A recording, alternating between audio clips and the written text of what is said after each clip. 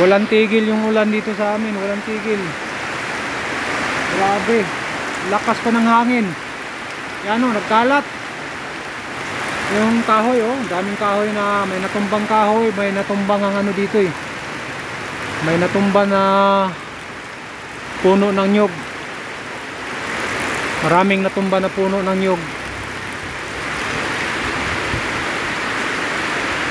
Yung drainage namin sa kanal dito mga ka-agri, umano na, umapaw na. Tapos mabutit dito banda, inano ko yung mga basura ba. Grabe. Kanina lang to, mga anong oras na, mag alas 10, alas 11 na. Alas 3 na madaling araw mga ka-agri, ano na to eh. Kahapon pa. So mabutit ang ilog nito. Ilog pa naman dito sa amin, grabe. Laki ng ilog dito sa amin mga ka-agri. Hindi tayo maka-vlog. Yan oh, kalat. Grabe kalat.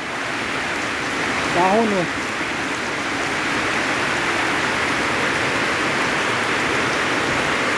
Walang tigil ang ulan. Okay lang ulan na hindi ganong malakas to mga ka-agri. Sobrang lakas.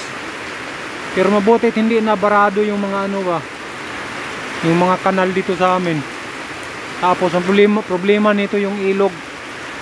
Kasi sobrang laki ng ilog dito sa amin. Kalbo na yung mga ano, kalbo na yung mga bundok.